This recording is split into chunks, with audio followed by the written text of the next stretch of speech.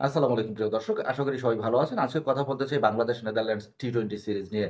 যারা নেদারল্যান্ডসের বিপক্ষে বাংলাদেশের টি-20 সিরিজ নিয়ে ভ্রু কুঁচকেছিলেন, নাক সিকিয়ে তুলেছিলেন তাদের উদ্দেশ্যে বলতে চাই যে এই নেদারল্যান্ডসের বিপক্ষে বাংলাদেশ শুধু ওয়ানডেতেই হারে নাই। নেদারল্যান্ডসের বিপক্ষে বাংলাদেশের এই টি-20 তে হারের লজ্জাও রয়েছে। সেটা কবে হয়েছিল এবং কিভাবে হয়েছিল সেটা নিয়ে আসলে কথা বলতে চাই। এক যুগ আগের ঘটনা সুতরাং সবাই যে সেটা মনে রেখেছেন কিংবা অনেকেই ইতিহাস ঘেঁটে দেখেছেন তেমনটাও নাই। নেদারল্যান্ডস বাংলাদেশ ১ম টি-20 তে মুখোমুখি হয়েছিল ২০১২ সালে। অর্থাৎ ২০১২ সালে টি-20 বিশ্বকাপকে সামনে রেখে প্রস্তুতি নিচ্ছিল বাংলাদেশ। সেই টি-20 বিশ্বকাপ কিন্তু হোস্ট করেছিল শ্রীলঙ্কা। একবার ভাবুন তো শ্রীলঙ্কায় অর্থাৎ সাবকন্টিনেন্টে বিশ্বকাপ হবে।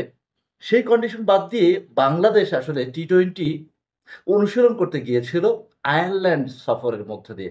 অর্থাৎ আয়ারল্যান্ডের বিপক্ষে বাংলাদেশ সিরিজ খেলেছিল টি-20 সেখানে বাংলাদেশ আসলে কি করেছিল না করেছিল সেগুলোও কিন্তু আসবে আলোচনায়। সেখানেই আসলে নেদারল্যান্ডসের বিপক্ষেও বাংলাদেশ টি-20 ম্যাচ খেলেছিল। ২০১২ সালের কথা বলছিলাম। যেটা বলছিলাম ২০১২ সালে আয়ারল্যান্ড সফর করে বাংলাদেশ। সেখানে আয়ারল্যান্ডের বিপক্ষে ৩ টা টি-20 ম্যাচ খেলে। অর্থাৎ ৩ ম্যাচের টি-20 সিরিজ। এরপরই স্কটল্যান্ডের বিপক্ষে ১ টা টি-20 খেলে। আয়ারল্যান্ডের বিপক্ষে ৩ ম্যাচের টি-20 সিরিজে ৩-০ তেই বাংলাদেশ সিরিজ জিতে নেয় এবং বাকি রইল নেদারল্যান্ডস। এরপরেই আসলে নেদারল্যান্ডসের বিপক্ষে ২ ম্যাচের টি-20 সিরিজ খেলে বাংলাদেশ। ১ম টা তামিম ইকবাল, মুশফিকুর রহিম, মাহমুদুল্লাহ রিয়াদ, মাশরাফি বিন মুর্তজা সবাই কিন্তু ছিলেন। ১ম ম্যাচটা আসলে বাংলাদেশ অনায়াসেই জিতে নিয়েছিল এবং সেখানে তামিম ইকবাল, জুনায়েদ সিদ্দিকী এই যে ওপেনিং জুটিটা দুর্দান্ত খেলেছিল।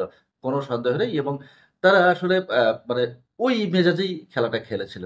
২য় টি-20 তে আসলে আ গোলটা বেঁধে যায় এবং ২য় টি-20 তে বাংলাদেশ এমনভাবে হারলো যেটা আসলে কল্পনার অতীতই ছিল। অর্থাৎ ১৫০ রানের নিচে অল আউট এবং সেই ম্যাচে অ্যা ১ টা কি ২ টো স্কোর ছাড়া বাকি কেউই কিন্তু আসলে ওইভাবে রান করতে পারেননি।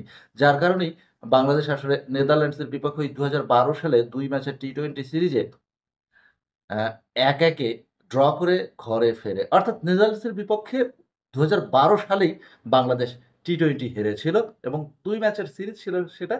১ম ম্যাচটা জেতার পর ২য় ম্যাচটাতে বাজেভাবে হেরে যায় মুশফিকুর রহিমের দল। তাই বলছিলাম নেদারল্যান্ডসকে যারা খাটো করে দেখছেন, নেদারল্যান্ডসকে আসলে মোকাবেলা করে বাংলাদেশ এশিয়া কাপের প্রস্তুতি কতটা নিতে পারবে এবং সেই প্রস্তুতিটা কতটা জুৎসই হবে। এ ধরনের চিন্তা ভাবনা কিংবা আসলে তুচ্ছ-তাচ্ছিল্য যারা করছেন কিংবা এই ধরনের মানে চিন্তাভাবনা যারা মাথায় এনেছেন তাদের উদ্দেশ্যে বলতে চাই নেদারল্যান্ডস কিন্তু আসলে ওইভাবে খাটো করে দেখার মতো দল নয়। সুতরাং বাংলাদেশকে ঠিক সেভাবেই ভাবতে হবে। সেই ভাবনাটা নিশ্চয়ই আছে বাংলাদেশ দলের। যার কারণে এই যে টানা ফিটনেস ট্রেনিং এর পর তারা আসলে এখন মনোযোগী হয়েছে স্কিল ট্রেনিং এ। দুদিন হলো ব্যাটিং অনুশীলন করছে। অর্থাৎ সিলেট যাবার আগ পর্যন্ত বাংলাদেশ দল হোম অফ ক্রিকেটে এই স্কিল ট্রেনিংটা চালিয়ে যাবে। স্কিল ট্রেনিং এর কথা যখন হচ্ছে তখন মনে করিয়ে দিই আরো একবার জুলিয়ান উড কে নিয়োগ দেওয়া হয়েছে। এই ইংলিশ কোচকে মূলত নিয়োগ দেওয়া হয়েছে যে ব্যাটসম্যানদের হার্ড হিটার বানানোর জন্য। অর্থাৎ রেঞ্জ হিটিং এ আ বাংলাদেশী ব্যাটারদেরকে পারদর্শী করার জন্য এবং যেটাকে আপনি পিঞ্চ হিটিং ও বলতে পারেন। সেই পিঞ্চ হিটিং এর তালিম দেওয়ার জন্য জুলিয়ান উড কিন্তু কাজ শুরু করে দিয়েছেন। একটা জিনিস লক্ষ্য করা গেছে এবং আপনারা নিশ্চয়ই দেখেছেন। জুলিয়ান উড আ সাথে করে কয়েকটা ব্যাট নিয়ে এসেছেন। সেই ব্যাটগুলো আসলে ঠিক ক্রিকেট খেলার মতো যে ব্যাটগুলো, তার মতো কিন্তু আসলে নয়। সে ব্যাটগুলো অনেকটাই বেসবলের ব্যাটের মতো। আমরা জানতে পেরেছি সেই ব্যাটের ওজন কিন্তু যথেষ্ট এবং সেই ব্যাট দিয়ে আসলে ব্যালেন্স করার চেষ্টা করছেন ক্রিকেটাররা সেরকম ছবিও কিন্তু আমরা দেখেছি।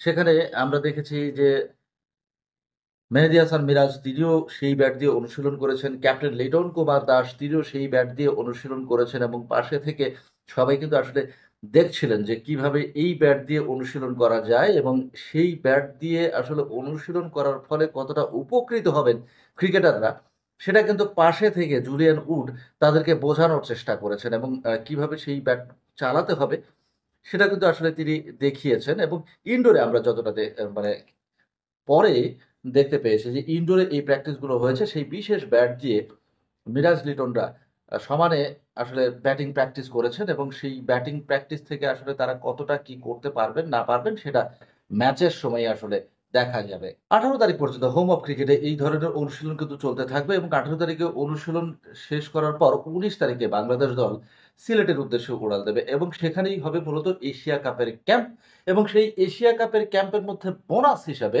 নেদারল্যান্ডস বাংলাদেশ সফর করবে। নেদারল্যান্ডস দল আমরা যতদূর জানতে পেরেছি ২৬ তারিখে বাংলাদেশে আসবে এবং ২৬ তারিখে ঢাকায় নেমেই তারা আবার ধরবে সিলেটের বিমান এবং সেখানে গিয়ে তারা আসলে হোটেলে উঠবেন। পরের দিন থেকে তারাও অনুশীলন করবেন এবং ৩ ম্যাচের যে সিরিজ রয়েছে সেই সিরিজের আগ পর্যন্ত বাংলাদেশ দল সেখানে নেটে ব্যাটে বলে অনুশীলন করবেন। এতদিন আসলে ফিটনেস ট্রেনিং হয়েছে, ২ দিন স্কিল ট্রেনিং আমরা যেটা দেখলাম এবং শনিবারের দিন যে ট্রেনিংটা আমরা দেখেছি সেখানে আসলে বোলাররা তাদেরকে পরীক্ষা করার যথেষ্ট সুযোগ পেয়েছেন। আমরা যেটা দেখতে পেলাম যে শন টেইট একেবারে আপ টু দ্য মার্ক থেকে বোলারদের পরখ করার চেষ্টা করেছেন এবং বাংলাদেশের যে পেস ইউনিটটা রয়েছে, সেই পেস ইউনিটের যে সদস্যরা রয়েছেন আমরা আজকে যেটা দেখতে পেয়েছি অর্থাৎ শনিবার তাসকিন আহমেদ, শরীফুল ইসলাম, নাহিদ রানা সহ অন্য যারা আছেন, খালেদ আহমেদকেও দেখেছি।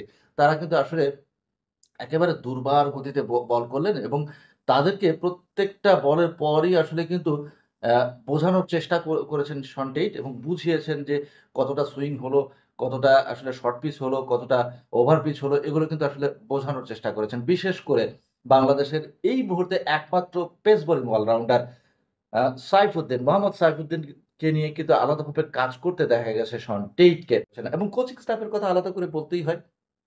আ গত পরশুদিনই আসলে ঢাকায় নেমেছেন আ হেড কোচ ফিল সিমন্স এবং শন টেইট তারা কিন্তু আসলে ছুটি কাটিয়ে ঢাকায় ফিরেছেন এবং তার পরের দিন থেকেই আসলে স্কিল ট্রেনিং শুরু হয়েছে। তার আগে ফিটনেস ট্রেনিং এ যেটা করিয়েছেন ফিটনেস ট্রেইনার সেটা কিন্তু হয়েই গেছে। এবং আমরা যেটা দেখতে পেলাম যে পুরো কোচিং স্টাফই আসলে আ যোগ দিয়েছেন এবং এই যে একটা কর্মযজ্ঞ চলছে, প্র্যাকটিস কর্মযজ্ঞ সেটা কিন্তু আসলে ফুলফিল করার জন্য তারা যথাসাধ্য চেষ্টা করছেন। এর আগে একটা তথ্য শুনেছিলাম আগের বোর্ডে যারা ছিলেন সেই এক কর্মকর্তা যেমনটা বলেছিলেন যে, প্রত্যেকটা কোচই কিন্তু আসলে মাঠে নামার আগে পুরো দলকে সামারাইজ করে দেয়, বুঝিয়ে দেয় যে, "এটা দিয়ে এই হবে, এটা দিয়ে এই হবে। এখন বাবা তোমাদেরকে বুঝিয়ে দিলাম।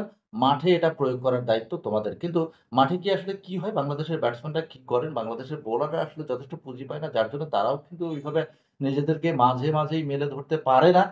এবং যে সমস্যাটা আমরা দেখতে পেয়েছিলাম যে টি-টোয়েন্টির ক্ষেত্রে, টেস্টের ক্ষেত্রে সেটা এখন ভর করেছে ওয়ানডের ক্ষেত্রে। ওয়ানডেতে আসলে শ্রীলঙ্কার বিপক্ষে যেটা আমরা দেখতে পেয়েছি সেটা প্রত্যাশিত ছিল না। কেননা বাংলাদেশ ওয়ানডেতে শক্ত প্রতিপক্ষ এটা বিশ্বের সব দলই জানে। কিন্তু আমরা উল্টো দেখতে পেলাম শ্রীলঙ্কার বিপক্ষে যে বাংলাদেশ আসলে ওয়ানডে ম্যাচটাই সবচেয়ে বাজে করলো অর্থাৎ হোয়াইট ওয়াশ হলো। টেস্টে যদিও বা একটা টেস্ট মানে ড্র তারপরেরটা হার। এটা সামঞ্জস্যতা আছে। কিন্তু ওয়ানডেতে যেটা গেল সেটা হচ্ছে অবিশ্বাস্য। সেটা প্রত্যাশিত ছিল না। কিন্তু টি-টোয়েন্টিতে অপ্রত্যাশিতভাবে সিরিজটাই জিতে নিল। এই হচ্ছে বাংলাদেশ দলের পরিস্থিতি। এখন দেখার বিষয় এই যে নেদারল্যান্ডস আসছে, নেদারল্যান্ডস আসলে কতটা টাক টাইম দেয় বাংলাদেশকে কিংবা নেদারল্যান্ডসের দেয়া টাক টাইম কিভাবে বাংলাদেশের ব্যাটসম্যান বোলাররা উতরে যায় সেটাই আসলে দেখার বিষয় এবং সেটা দিয়ে অনেক কিছুই পরিমাপ করা যাবে। এখানে যদি নেদারল্যান্ডস আসলে অসহায় আত্মসমর্পণও করে, সেখান থেকেও বাংলাদেশ অনেক কিছুই পাবে। যদি সেটাকে বাংলাদেশ হালকাভাবে অর্থাৎ তুচ্ছ-তাচ্ছিল্যভাবে না নেয়। কেননা আমরা যেটা জানি যে দুবাইয়ের কন্ডিশন কেমন হবে, সেখানে আসলে বল কিভাবে আসবে এবং ব্যাটসম্যানদেরকে কিভাবে ব্যাটস করতে হয় সেটা আমরা দেখেছি। চ্যাম্পিয়ন্স ট্রফিতেই দেখেছি। এখন নেদারল্যান্ডসকে সিলেটে পেয়ে যদি ছেলে খেলায় মেতে ওঠে বাংলাদেশ উঠতেই পারে। কিন্তু সেখান থেকে কিছু না কিছু তাদেরকে শিখতে হবে। সেই শেখার মানসিকতাটা আসলে শেষ পর্যন্ত কোথায় গিয়ে দাঁড়ায় সেটাই দেখার বিষয়। ধন্যবাদ সবাইকে।